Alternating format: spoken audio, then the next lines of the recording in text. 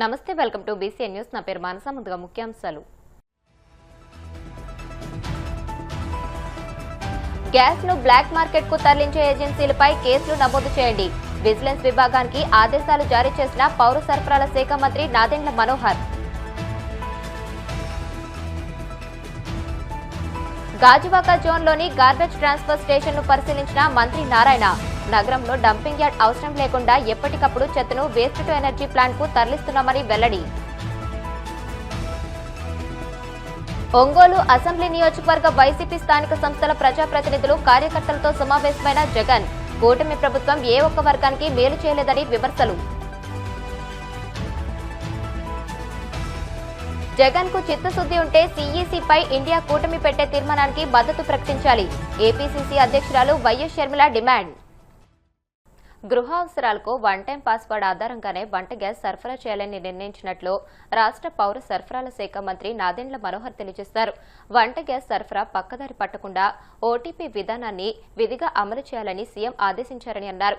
Booking తర్వాత mobile ఫోన్లకి వచ్చే ఓటీపీ నెంబర్లని గ్యాస్ సరఫరా చేసే వరకు డిలీట్ చేయొద్దని సూచించారు.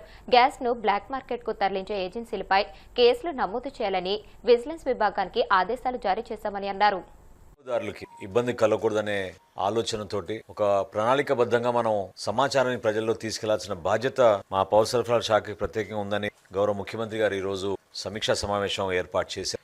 ఈ సమీక్షా సమావేశంలో సంబంధించిన శాఖల నుంచి ఉన్నతాధికారులు, ప్రత్యేకంగా మా కమిషనర్ గారు సౌరభ్ గౌర్ గారు, అదేవిధంగా మా డైరెక్టర్ సివిల్ సప్లైస్ నూపూర్ గారు, వీరితో పాటు స్కూల్ ఎడ్యుకేషన్ నుంచి, ఎండోమెంట్స్ నుంచి, అదే విధంగా సంక్షేమ హాస్టల్స్ విషయంలో అక్కడి గురించి కూడా చర్చించుకోవడానికి ఎనర్జీ డిపార్ట్మెంట్ నుంచి మరియు వ్యవసాయ శాఖ నుంచి కూడా మేము సమీక్షించుకోవడం జరిగింది. ప్రధానంగా గౌరవ ముఖ్యమంత్రి గారి సమీక్ష సమావేశంలో ఆయిల్ కంపెనీస్ ఐఓసీఎల్, బీపీసీఎల్, అదేవిధంగా హెచ్పీసీఎల్స్ నుంచి ప్రతినిధులు వచ్చారు. పైప్డ్ గ్యాస్ విషయంలో గెయిల్ నుంచి, అదేవిధంగా ఎవరైతే మన రాష్ట్రంలో గెయిల్ ద్వారా సరఫరా చేస్తున్నారో పైప్ గ్యాస్ ద్వారా, వాళ్ళందరూ కూడా ఒక 5 ప్రతినిధులు వాళ్ళు కూడా ఈ సమావేశంలో పాల్గొని గౌరవ ముఖ్యమంత్రి గారికి అనేక అంశాలపైన కొంచెం క్లారిటీ, జరుగుతున్న వాస్తవ పరిస్థితులు అందించారు. ముందుగా మేము రాష్ట్రంలో ఉన్న ప్రజలందరికీ మనస్ఫూర్తిగా వారి దృష్టికి తీసుకొచ్చేది ఏంటంటే, ఈరోజు క్షేత్రస్థాయిలో ఉన్న పుకార్లని దయచేసి మీరు నమ్మబాక. ఒక ఆందోళన సృష్టించడానికి కొంతమంది సోషల్ మీడియాలో అనేక పోస్టులు ఏర్పాటు చేయడం, రకరకాలుగా సమాచారం ప్రజల్లో ఒక భయోందోళన క్రియేట్ చేయడానికి తీసుకెళ్తున్న పరిస్థితిని ఖచ్చితంగా మేము సమర్థవంతంగా ఎదుర్కొంటున్నాం. మన రాష్ట్ర ప్రభుత్వం నుంచి గౌరవ ముఖ్యమంత్రి గారు ఈరోజు ఆర్టీజీఎస్లో సమీక్షించినప్పుడు చాలా స్పష్టంగా మాకు అర్థమైంది ఏంటంటే, మనం రెస్పాండ్ అవుతున్నాం ఈ సిచ్యువేషన్కి. ఎక్కడ కూడా గ్యాప్ లేకుండా యావరేజ్ నార్మల్గా మన రాష్ట్రంలో 2,81,000 బుకింగ్ జరుగుతాయి. ఈ 5 రోజుల్లో యావరేజ్ మనం చేయగలిగింది డెలివరీస్, అంటే బుకింగ్ అయిన తర్వాత డెలివరీస్ మనం చేయగలిగింది 2,92,000 గ్యాస్ సిలిండర్ మనం ప్రతిరోజు డెలివరీ చేయగలుగుతున్నాం. ఒక రోజు ప్రత్యేకంగా 3,02,000 కూడా డెలివరీస్ మేము అందించగలిగాం. దీని ద్వారా అర్థమవుతుంది ఏంటంటే, ఒక ప్రాసెస్ని నమ్ముకునే విధంగా ఒకేసారి ఆ ప్రాసెస్ మీద ఒత్తిడి పెరిగినప్పుడు చిన్న చిన్న సమస్యలు ఖచ్చితంగా ఐవీఆర్ఎస్ బుకింగ్ విషయంలో కానివ్వండి, లేకపోతే తెలియకుండా పాపం వినియోగదారులు డైరెక్ట్గా గ్యాస్ ఏజెన్సీ దగ్గరికే వెళ్ళి వాళ్ళు సిలిండర్లు పట్టుకుని వెళ్ళడం అనేది కొన్ని ప్రాంతాల్లో మనకు వస్తున్న వార్తల్ని ప్రజలు అర్థం చేసుకునే విధంగా మేము చేస్తున్న ఈ ప్రయత్నం. ముందుగా కేంద్ర ప్రభుత్వం చాలా స్పష్టమైన ఆదేశాలు ఇచ్చింది. మీరు గ్యాస్ బుకింగ్ చేసుకున్నప్పుడు మీకు డెలివరీ అప్పుడు ఖచ్చితంగా ఓటీపీ వస్తుంది. ఇది ఈరోజు ముఖ్యమంత్రి గారు చాలా స్పష్టంగా ఆదేశాలు ఇచ్చారు. 100% ఓటీపీ ఉంటేనే మనం డెలివరీ చేయాలి. దీని ద్వారా బ్లాక్ మార్కెటింగ్ కానివ్వండి, అనవసరంగా అదనపుగా ధరలు ఛార్జ్ చేయడం, కొంతమంది వాటిని మళ్లించడం కమర్షియల్ యూసేజ్కి, అటువంటి పొరపాటు జరగకుండా ఉండడానికి గృహాలకి మనం అందించే గ్యాస్ బండల్ని ఖచ్చితంగా మనం ఓటీపీ ద్వారానే మనం అందించాలనేది, దీన్ని ఎక్కడ కూడా డీవియేషన్ లేకుండా 100% పాటించాలని గౌరవ ముఖ్యమంత్రి గారు ఈరోజు సలహా ఇచ్చారు. ఎక్కడ గ్యాప్ వస్తుందని మేము విశ్లేషించినప్పుడు, ఉదాహరణకి మనకు దీపం పథకంలో ఈకేవైసీ దాదాపు 95% మందికి మనం చేసుకోగలిగాం. అయితే గ్యాస్ ఏజెన్సీస్ దగ్గర ఉన్న సమాచారం మేరకు వాళ్ళకి 85% వరకే ఈకేవైసీ చేయగలిగారు. సో ఈ 15%, 10% గ్యాప్ ఏదైతే ఉందో దానికి కారణాలు కూడా ఈరోజు ఈ సమీక్షా సమావేశంలో బయటకు వచ్చాయి. గాజువాక్ లో మంత్రి నారాయణ పర్యటించారు. టీడీపీ రాష్ట్ర అధ్యక్షుడు పల్లా శ్రీనివాసరావుతో కలిసి ఆయన పలు అభివృద్ధి పనులను ప్రారంభించారు. గాజువాక జోన్లోని గార్బేజ్ ట్రాన్స్ఫర్ స్టేషన్ ను పరిశీలించారు. అలాగే 76వ వార్డులోని హెచ్పీ కాలనీలో అల్లూరి సీతారామరాజు పార్క్ ను మంత్రి ప్రారంభించారు. ఈ సందర్భంగా మంత్రి నారాయణ మాట్లాడుతూ, నగరంలో డంపింగ్ యార్డ్ అవసరం లేకుండా ఎప్పటికప్పుడు చెత్తను వేస్ట్ టు ఎనర్జీ ప్లాంట్ కు తరలిస్తున్నామని తెలియజేశారు.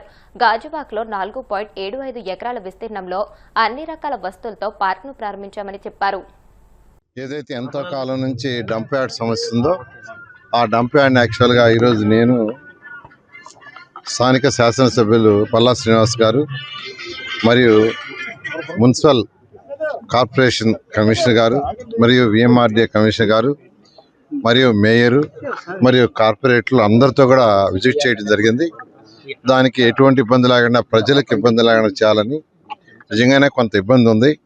ఆ ఇబ్బంది పోవాలంటే ఏం చేయాలనేది యాక్చువల్గా ఈరోజు మళ్ళీ కూర్చొని దాని మీద డిస్కస్ చేసి పెద్ద కాంపాక్టులు 33 టన్స్ కాంపాక్టులు తీసుకొని అక్కడ యాక్చువల్గా డంప్ చేస్తున్నారు, మళ్ళీ అక్కడి నుంచి లిఫ్ట్ చేస్తున్నారు. అక్కడ డంప్ చేయకుండా చేసే విధంగా ఏర్పాటు చేయాలని యాక్చువల్ కమిషనర్ గారు చెప్పాను. వారితో మళ్ళీ కూడా మీటింగ్ అయిన తర్వాత మళ్ళీ వాళ్ళతో కూర్చొని కూడా డిస్కస్ చేస్తున్నాం. జనరల్గా ఇప్పుడు వేస్ట్ ఎనర్జీ ప్లాంట్ చక్కగా ఇక్కడ వచ్చింది, 1400 టన్నులు రోజుకి అది ప్రాసెస్ చేస్తుంది. దాన్ని 2000 చేయబోతున్నారు. కాబట్టి ఎక్కడికక్కడ వచ్చిన చెత్తని కాంపాక్టులు ఇప్పుడు 33 టన్స్ కాంపాక్టులు వచ్చినాయి. వాటి ద్వారా తరలిస్తే డంప్ యార్డ్లు ట్రాన్సిట్ ప్లేస్ అంటూ పెట్టుకునే అవసరం లేదు. దాని మీద యాక్చువల్గా మళ్ళీ ఇప్పుడు ఎమ్మెల్యే గారితోనూ కమిషనర్తోనూ మళ్ళీ సీలతో మాట్లాడి దాని మీద ఒక సూచన ఇవ్వటం జరుగుతుంది. ఫ్యూచర్లో అక్కడ వాళ్ళకి ఎటువంటి ఇబ్బంది లేకుండా ఏం చేయాలో చేస్తామని తెలియజేస్తాను.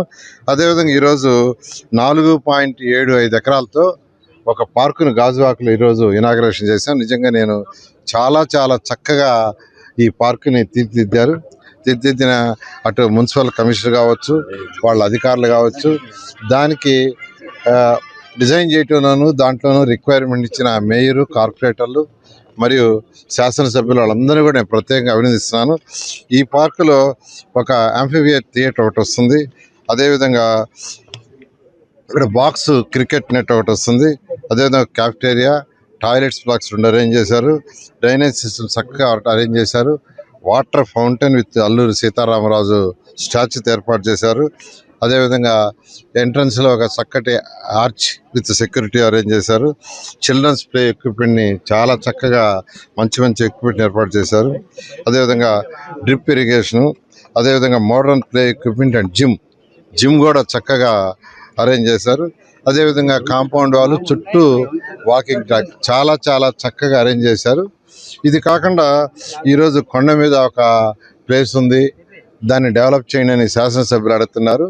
ఇవాళ ఇది అయిపోగానే మళ్ళీ అధికారులతో కూర్చొని దాని మీద కూడా ఒక నిర్ణయం తీసుకోవడం జరుగుతుంది. అదేవిధంగా మరొక ఆదర్శ్ ఆ గ్రౌండ్ ఒక ప్లే గ్రౌండ్ని డెవలప్ చేయమని వారు రిక్వెస్ట్ చేస్తున్నారు. దాన్ని కూడా ఇప్పుడు అధికారులతో కూర్చొని చేయటం జరుగుతుంది. గత ప్రభుత్వం అయితే మున్సిపల్ శాఖలో మొత్తం సిస్టమ్ని స్పాయిల్ చేసింది.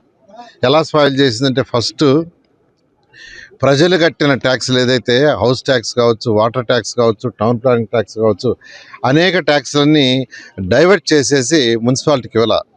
మున్సిపాలిటీలు అంటే అవి లోకల్ బాడీస్, స్వతంత్రంగా వాటికి అవి రూల్ చేసుకోవాలా. అంటే వాళ్ళ అవసరాల దగ్గర ట్యాక్స్లు వేసుకోవటం, ఆ వచ్చిన ట్యాక్స్ని ఎలా ఖర్చు పెట్టాలనేది కౌన్సిల్లో పెట్టి కౌన్సిల్లో డిస్కస్ చేసి ఏ వార్డుకి వేయాలా, ఏ రోడ్డుకి వేయాలా, ఎక్కడ వాటరు, ఎక్కడ రోడ్డు వేయాలా, ఎక్కడ సివరేజ్ చేయాలా, ఎక్కడ స్టామ్ వాటర్, ఎక్కడ పార్కు, ఎక్కడ బరియల్ గ్రౌండ్ అనేది వాళ్ళు నిర్ణయించుకోవాలా. అదంతా వదిలేసి ఆ డబ్బులన్నీ డైవర్ట్ చేసేసి మున్సిపాలిటీ నిర్వీర్యం చేసినాయి. తాడేపల్లిలోని వైసీపీ కేంద్ర కార్యాలయంలో ఒంగోలు నియోజకవర్గ కేడర్తో భేటీ అయిన వైసీపీ అధినేత జగన్ కూటమి ప్రభుత్వంపై తన విమర్శనాస్త్రాలకు మరింత పదును పెట్టారు.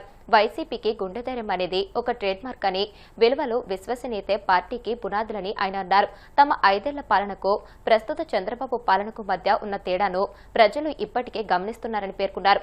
ప్రస్తుతం రాష్ట్రంలో దోచుకో పంచుకో తినుకో అనే విధానం సాగుతుందని, అమరావతి పనుల్లో విచ్చలవిడిగా అవినీతి జరుగుతుందని ఆరోపించారు. కొన్ని నియోజకవర్గాలను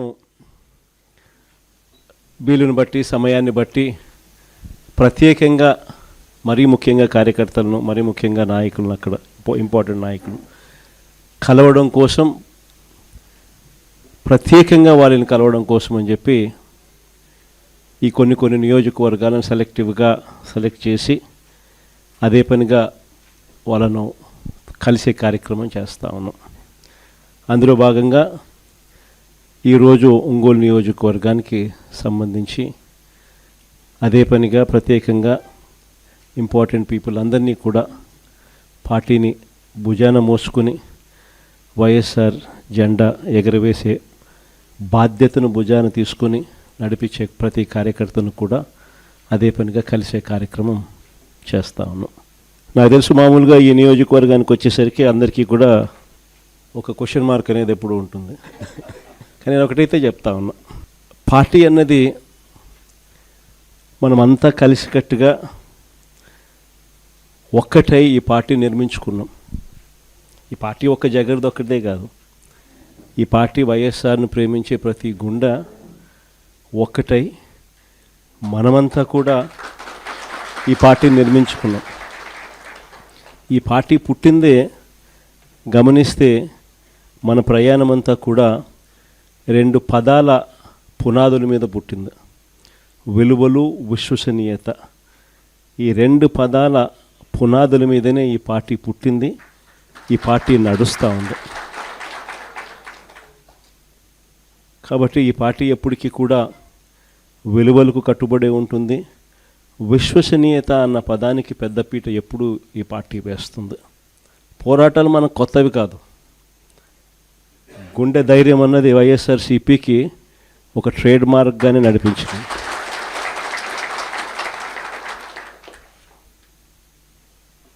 ఎప్పుడు చరిత్రలో కనీ విని ఎరగని మంచి చేసినాం.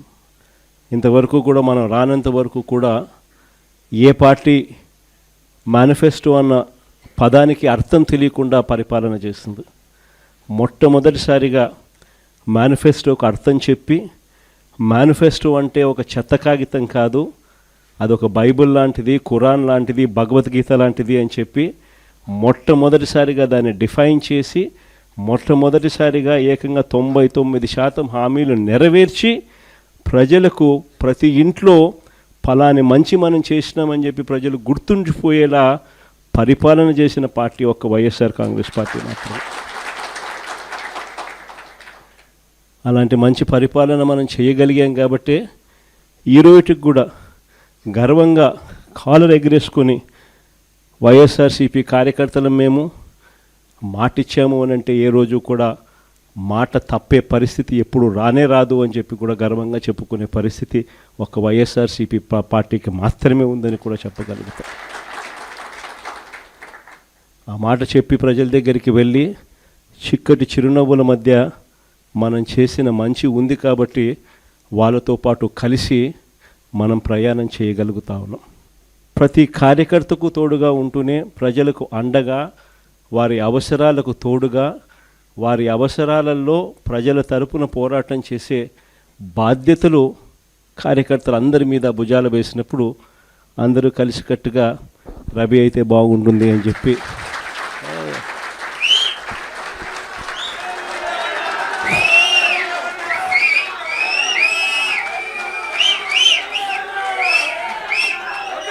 బాగుంటుంది అని చెప్పి అందరం కలిసికట్టుగా నిర్ణయం తీసుకున్న తర్వాత రవి ఆ దిశగా అడుగులు వేయడం మొదలుపెట్టాడు. ఆ దిశగా ప్రయాణం చేయడం కూడా మొదలుపెట్టాడు. ఇప్పుడు కాసేపు ప్రకటనలో